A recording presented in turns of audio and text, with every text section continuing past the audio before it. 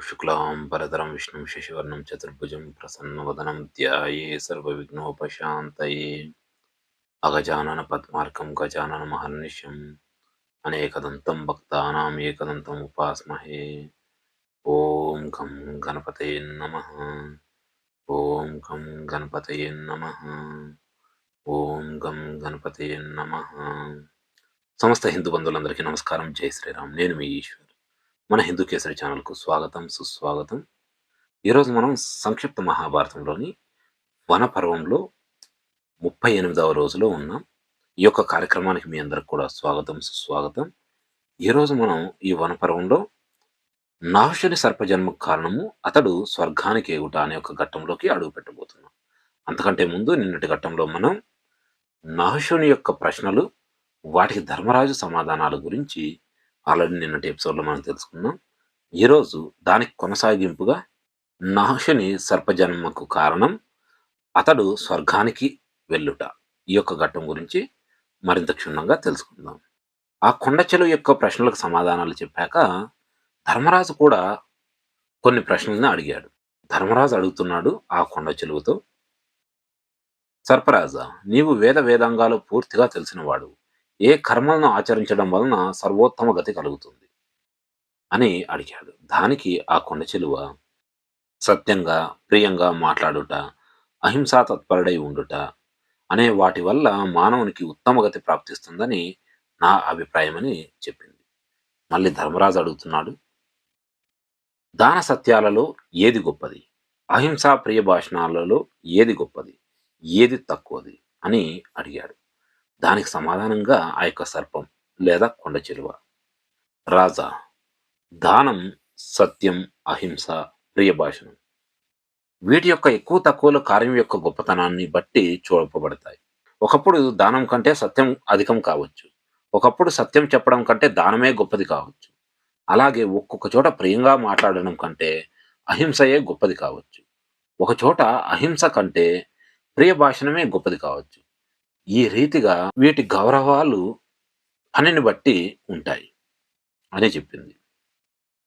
మళ్ళీ ధర్మరాజు అడుగుతున్నాడు, చనిపోయే సమయంలో మానవుడు తన శరీరాన్ని ఇక్కడే విడిచిపెట్టేస్తాడు కదా, మరైతే దేహం లేకుండా అతడు స్వర్గానికి ఎలా వెళ్తాడు? కర్మలకు తప్పనిసరి అయిన ఫలాలను ఎలా అనుభవిస్తాడు అని అడిగాడు. దానికి కొండచెలువ సమాధానం చెప్తోంది, రాజా, జీవులు తమ తమ కర్మలను అనుసరించి 3 రకాల గతులు పొందుతూ ఉంటారు.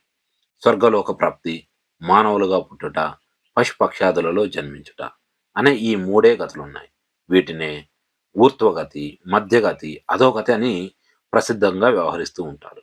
వీటిలో మానవ జన్మ పొందినవాడు సోమరితనం, మూఢత్వం విడిచి అహింసను ఆచరిస్తూ దానం మొదలైన పుణ్యకర్మలు చేసినట్లయితే పుణ్యాధిక్యం వలన అతనికి స్వర్గలోక ప్రాప్తి కలుగుతుంది. దీనికి విరుద్ధంగా జరిగితే మనుష్య యోనిలో గాని పశుపక్షాదుల యోనుల్లో గాని జన్మించవలసి ఉంటుంది. కానీ పశుపక్షాదులుగా జన్మించడంలో కూడా ఒక విశేషం ఉంది. కామ క్రోధ లోభాలతో హింసాతత్పరుడైన జీవుడు మానవత్వం నుండి భ్రష్టుడై కనీసం మానవునిగా ఉండే యోగ్యతను కూడా పోగొట్టుకున్న వాడు అతడే 3వ గతి పొందుతాడు. తిరిగి సత్కర్మాచరణం చేయడం కోసం మానవ జన్మ ఎత్తేందుకు తిర్యగ్యోని నుండి ఉద్ధరింపబడతాడు. అటు తర్వాత అతడు ప్రాపంచిక భోగాల నుండి విరక్తుడై ముక్తుడవుతాడు అని సమాధానం చెప్పింది. మళ్ళీ ధర్మరాజు అడుగుతున్నాడు, సర్పరాజా, శబ్ద స్పర్శ రూపస గంధాలకు ఆధారం ఏమిటి? దీని యథార్థ రూపాన్ని వివరించు. అన్ని విషయాలను ఒకేసారి గ్రహించలేకపోవడంలోని రహస్యం ఏమిటి చెప్పు అని అడిగాడు. దానికి ఆ కొండ చిలువ లేదా సర్పం సమాధానం చెప్తోంది, రాజా, లోకులు ఆత్మ అని వ్యవహరించే ద్రవ్యం స్థూల సూక్ష్మ శరీర రూపమైన ఉపాధిని పొందిన కారణంగా బుద్ధి అంతఃకరణాలతో కూడి ఉంటుంది. ఆ ఉపాధి విశిష్టమైన ఆత్మయే ఇంద్రియాల ద్వారా నానా రకాల భోగాలను అనుభవిస్తూ ఉంటుంది. జ్ఞానేంద్రియాలు, బుద్ధి, మనసు ఇవే ఈ శరీరంలో దానికి ఉపకరణాలు, అంటే భోగ సాధనాలు.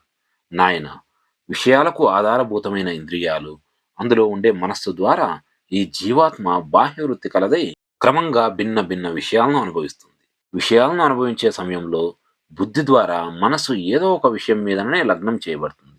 అందుకనే దాని ద్వారా అనేక విషయాలు ఒకేసారి గ్రహించడం సంభవం కాదు. బుద్ధి, ఇంద్రియాలు, మనస్సు వీటితో కూడి భోక్త అని మనం అంటున్నది. అదే ఆత్మనాత్మాల చింతనలో లగ్నమై ఉన్న ఉత్తమ అధమ బుద్ధులను రూపాది విషయాల వైపు ప్రేరేపిస్తుంది. బుద్ధి యొక్క అనంతర కాలంలో కూడా విద్వాంసులకు ఆ బుద్ధి ఎక్కడ పుడుతుందో, ఎక్కడ లయం అవుతుందో స్పష్టంగా తెలుసుకోవచ్చు అనే విషయం అనుభవంలో కనబడింది. ఆ జ్ఞానమే ఆత్మస్వరూపం. అదే అన్నింటికీ ఆధారం. రాజా, ఇదే క్షేత్రజ్ఞుడైన ఆత్మను ప్రకాశింపజేసే విధి అని చెప్పింది. మళ్ళీ ధర్మరాజు అడుగుతున్నాడు, మనసు యొక్క, బుద్ధి యొక్క లక్షణాలను చక్కగా వివరించి చెప్పు. ఆధ్యాత్మ శాస్త్రం నేర్చుకునే విద్వాంసులకు వాటి జ్ఞానం మిక్కిలి అవసరం అని అడిగాడు. దానికి ఆ సర్పం ఈ విధంగా సమాధానం చెప్తోంది. రాజా, బుద్ధి ఆత్మను ఆశ్రయించి ఉంటుందని తెలుసుకోవాలి. కనుకనే అది తనకు అధిష్టానభూతమైన ఆత్మను బట్టియే నడుచుకుంటూ ఉంటుంది. ఆధారం లేకుండా అది ఉండలేదు. విషయేంద్రియ సంయోగంతో బుద్ధి పుడుతుంది. మనసు అంతకు ముందే పుట్టి ఉంటుంది. బుద్ధికి స్వయంగా వాసనలు ఉండవని, ఆ వాసనలు కలిగినది మనస్సే అని అందరూ అంగీకరించిన విషయం. మనసుకు, బుద్ధికి ఇదే తేడా. నీకు కూడా ఈ విషయం తెలుసు గదా! ఇందులో నీ ఉద్దేశ్యం ఏమిటి? అని అడిగింది. అప్పుడు ధర్మరాజు, అధిక బుద్ధిమంతుడా! నీ బుద్ధి చాలా ఉత్తమమైనది. నీవు తెలియవలసిందంతా తెలుసుకున్నావు. ఇక నన్నెందుకు అడుగుతున్నావు? నీకు ఈ దుర్గతి కలిగిన విషయంలో సందేహంగా ఉంది. నీవు గొప్ప గొప్ప అద్భుత కర్మలు చేశావు. స్వర్గవాసాన్ని పొందావు. సర్వజ్ఞుడవంటే నీవే. బ్రాహ్మణులను అవమానించేంతటి మూఢత్వం నీకు ఎలా కలిగింది అని అడిగాడు. దానికి ఆ యొక్క సర్పం బదులిస్తోంది, రాజా, ఈ ధన సంపదలు ఎంతో గొప్ప బుద్ధిమంతులను, శూరులను కూడా మోహపరవశులను చేస్తాయి. సుఖ విలాసాలతో కూడిన జీవితాన్ని గడిపేవారంతా మోహితులవుతారని నాకైతే అనుభవంలోని విషయం. ఈ కారణంగానే ఐశ్వర్యమోహితుడనైన నేను మదోన్మత్తుడనయ్యాను. ఈ మోహం కారణంగానే అధఃపతితుడనయ్యాక తెలివి తెచ్చుకున్నాను. ఇప్పుడు నిన్ను హెచ్చరిస్తున్నాను మహారాజా. ఈ రోజు నీవు ఒక గొప్ప పని చేసి పెట్టావు. ఇప్పుడు నీతో సంభాషించడం వలన నా ఆ దుఃఖకరమైన శాపం తీరిపోయింది. ఇప్పుడు నేను నా పతనానికి కారణమైన కథను చెప్తున్నాను విను. పూర్వం నేను స్వర్గానికి అధిపతినై ఉన్నప్పుడు దివ్య విమానాన్ని అధిరోహించి ఆకాశంలో తిరుగుతూ ఉండేవాడిని. ఆ సమయంలో అహంకారం కారణంగా ఎవ్వరిని లక్ష్య పెట్టేవాడిని కాను. బ్రహ్మర్షులు, దేవతలు, గంధర్వులు, యక్షరాక్షసులు, నాగులు ఎవరైనా సరే, ముల్లోకాలలోని వారు అందరూ నాకు కప్పం చెల్లించేవారు. నేను ఎవరి వైపు అయినా కన్నెత్తి చూస్తే చాలు, వారి శక్తిని లాగివేసేవాణ్ణి. ఆ రోజులలో నా చూపుకి అంత శక్తి ఉండేది. నా అన్యాయం ఎంత వరకు వచ్చిందంటే, ఒక 1000 మంది బ్రహ్మర్షులు నా పల్లకిని మోయవలసి వచ్చేది. ఈ అత్యాచారమే నన్ను రాజ్యలక్ష్మి నుండి భ్రష్టుణ్ణి చేసింది. అగస్త్య మహాముని పల్లకిని మోస్తూ ఉన్నప్పుడు నేను అతనిని తన్నాను. అప్పుడతడు కోపంతో, ఓరి సర్ప, నీవు కింద పడు అన్నాడు. అతడు ఇలా అన్నాడు అంతే, నా రాజచిహ్నాలన్నీ అదృశ్యమైపోయాయి. ఆ విమాన రాజ్యం నుండి నేను కింద పడ్డాను. అప్పుడు నాకు తెలిసింది నేను సర్పాకారంతో ముఖం కిందకు పెట్టుకుని పడిపోతున్నానని. అప్పుడు అగస్త్యముని, భగవాన్, నేను మోహంతో వివేకశూన్యుడనయ్యాను. కనుక ఈ ఘోరమైన తప్పిదం జరిగిపోయింది. కనుక మీరు క్షమించి దయచూపి ఈ శాపానికి అంతముండేలా చేయండి అని యాచించాను. నేను కిందికి జారిపోతుండడం చూసి అతని మనసు కరిగిపోయింది. అప్పుడతడు, రాజా, మహారాజు యుధిష్ఠిరుడు నీకు ఈ శాపాన్ని నుండి విముక్తిని కలిగిస్తాడు.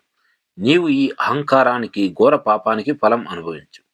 అది తీరిన వెంటనే నీకు మరలా పుణ్యఫల ప్రాప్తి కలుగుతుంది అని అనుగ్రహించాడు. అతని తపశ్శక్తి యొక్క బలం చూసి నాకు చాలా ఆశ్చర్యం కలిగింది. మహారాజా, ఇడుగో నీ తమ్ముడు భీమసేనుడు. నేను ఇతనినేమీ హింసించలేదు. నీకు శుభం కలుగుతుంది. నాకు సెలవియ్యి. తిరిగి స్వర్గలోకానికి వెళ్తాను అని చెప్పి నహుషుడు ఆ యొక్క కొండచిలో రూపాన్ని వదిలి దివ్యదేహదారుడై తిరిగి స్వర్గానికి వెళ్ళిపోయాడు. ధర్మరాజు కూడా ధౌమ్యునితో, భీమసేనునితో కలిసి ఆశ్రమానికి తిరిగి వచ్చాడు. అక్కడ గుమిగూడిన బ్రాహ్మణులందరికీ అతడు ఈ కథనంతా వివరించి చెప్పాడు. ఇక్కడ మనం చూసుకుంటే కొన్ని అంశాలను మనం చాలా చక్కగా అర్థం చేసుకోవచ్చు. ఎంతటి బుద్ధివంతుడైనా, ఎంతటి జ్ఞానవంతుడైనా సరే, ఈ యొక్క ధనం మరియు అధికారం అనే ఒక మోహంలో పడితే, అంటే నేను కోట్ల కొద్దీ సంపాదించాను, నాకు కోట్ల కొద్దీ ఆస్తి ఉంది. లేదా నేను ఎవరినైనా ఏమైనా చేసే ఒక అధికారం ఉంది అనే ఒక అహంకారం అనేది మనిషికి తలకెక్కినప్పుడు, అతని యొక్క జ్ఞానం అనేది నశిస్తుంది. ఆ యొక్క జ్ఞానం అనేది అజ్ఞానంతో కప్పబడుతుంది. ఎప్పుడైతే ఆ యొక్క అజ్ఞానంతో కప్పబడుతుందో, అతడు ఏం చేస్తున్నాడో కూడా తెలుసుకోలేని యొక్క మూర్ఖుడుగా తయారైపోతాడు. అలా మూర్ఖత్వంతో తయారైనప్పుడు మనిషి అనేక రకాల కష్టాలను ఎదుర్కోవాల్సొస్తుంది. అనేక రకాల నష్టాలను కూడా ఎదుర్కోవాల్సొస్తుంది. ఈ యొక్క ఘట్టం యొక్క ప్రధానమైన సారాంశం అదే. కాబట్టి మనుషులందరూ కూడా ఎవరైతే ఈ యొక్క వీడియో చూస్తున్నారో, ఈ మాటలను వింటున్నారో, దయచేసి అందరూ కూడా చాలా చక్కగా అర్థం చేసుకోండి. మీరు ఎటువంటి పదవుల్లో అయినా ఉండొచ్చు. ఎటువంటి స్థాయిలో అయినా ఉండొచ్చు. లేదా కోట్ల కొద్దీ ఆస్తులు కూడా మీకుండొచ్చు. కానీ, ఆ యొక్క సంపద మీ వెనక ఉంది అనే యొక్క అహంకారం గనక మీకు తలకెక్కితే, మీకు తెలుసో లేక తెలియకో మీరు అనేక సమస్యల్లో పడి, వాటి వలన మీరు అనేక రకాలుగా నష్టపోయి, మీరు వీధిన పడే పరిస్థితి, లేకపోతే మీరు నష్టపోయే యొక్క పరిస్థితి ఉంటుంది. కాబట్టి అలాంటి పరిస్థితి రాకుండా ఉండే విధంగా ఈ యొక్క ఘట్టం ద్వారా మీరు తెలుసుకుంటారని నేనైతే భావిస్తూ, ఇక ఇంతటితో ఈ యొక్క ఘట్టాన్ని మరియు ఈరోజు ఎపిసోడ్‌ని ఇంతటితో ముగిద్దాం. కాకపోతే ఈరోజు ఎపిసోడ్‌ని ముగించే కంటే ముందుగా మనం యథావిధిగా మన ఈరోజు ప్రశ్నని అడిగేద్దాం. ఈరోజు ప్రశ్న: అహంకారంతో కళ్ళు మూసుకుపోయిన నహుషుడు ఎవరిని కాలితో తన్నాడు? దానికి అతడు ఇచ్చిన శాపమేంటి?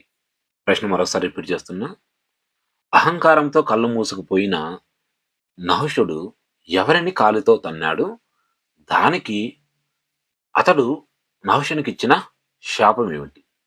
మీకు గనక సరైన సమాధానం తెలిసినట్లయితే కామెంట్స్ రూపంలో తెలియచేయండి. మీరు కామెంట్స్ రూపంలో తెలియచేయడం వల్ల మీరు కూడా ఈ యొక్క నేటి ప్రశ్న విజేతగా మీరు నిలిచి భగవద్గీతని బహుమతిగా పొందవచ్చు. ఇక మన ఛానల్‌లోని వీడియోలను వీక్షిస్తూ, వాటిని ఆదరిస్తూ సహకారం అందిస్తున్న ప్రతి ఒక్క హిందూ బంధువుకి హృదయపూర్వక ధన్యవాదాలు తెలియజేసుకుంటూ, ఈ ఘట్టాన్ని ఇంతటితో ముగిస్తున్నా. మళ్ళీ రేపటి మన కార్యక్రమంలో మళ్ళీ కలుసుకుందాం. అంతవరకు సెలవు. నమస్కారం. జై శ్రీరామ్. భారత్ మాతాకి జై.